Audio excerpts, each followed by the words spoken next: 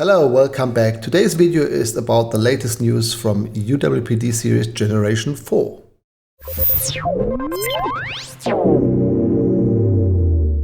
Okay, let me switch to the desktop and show you the latest information from the program information letter we got after the lineup meeting yesterday.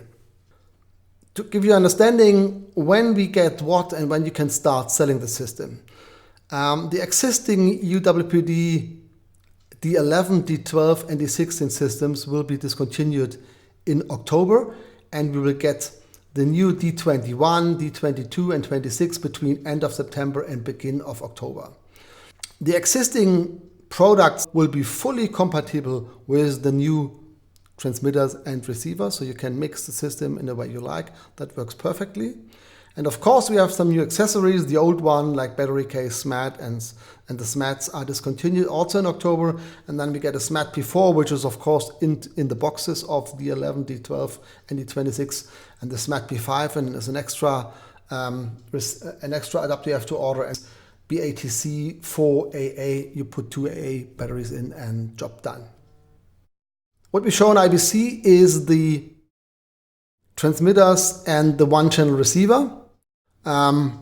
It will be a fully working system, maybe pre-production, but I guess it's 99% the final version.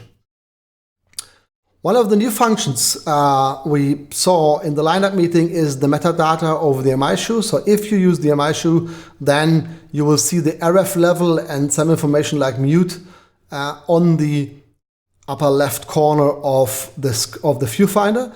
So if you switch it on, then the cameraman has the full control over the radio mic system. That's something the competition don't have. You see, of course, the audio input that's coming from the mini jack or whatever the input section is, but the RF level and the mute function and so on is only visible if you use a Sony receiver with the MI shoe. The NF Sync is a great function.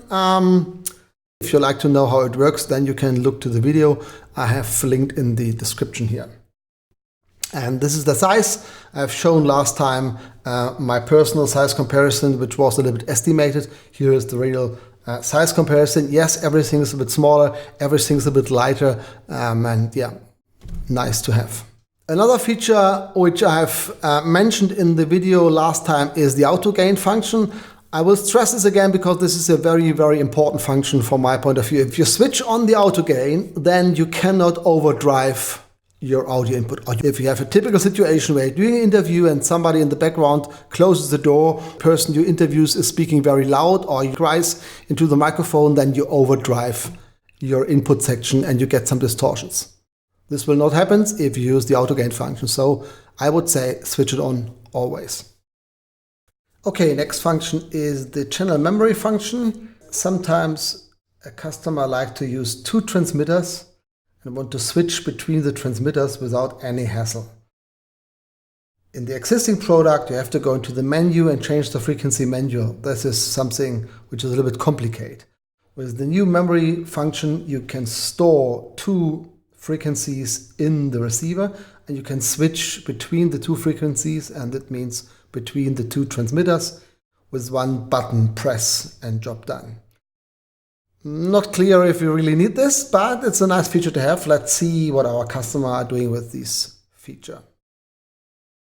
Last function for today is the transmitter frequency sent to receiver function. This is used if one transmitter has to feed several receivers, like an ENG interview situation.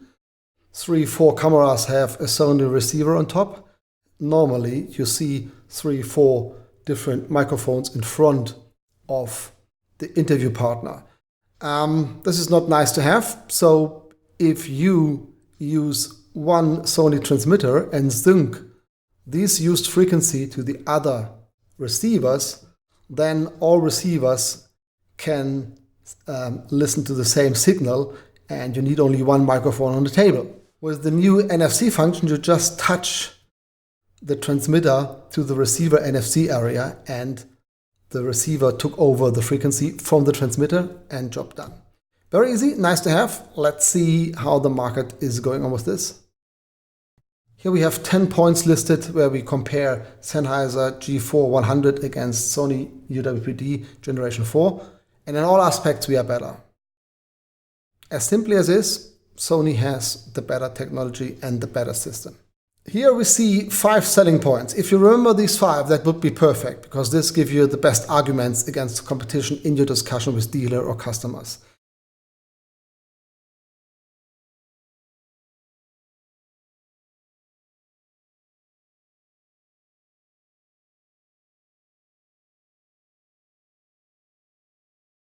And that's all for today. I will make a video with hands-on if I get the first pre-production models in end of July, beginning of August, and then I will explain you every feature in a detailed view with the transmitters and receiver in my hand. Thanks for watching, and now go out and sell something.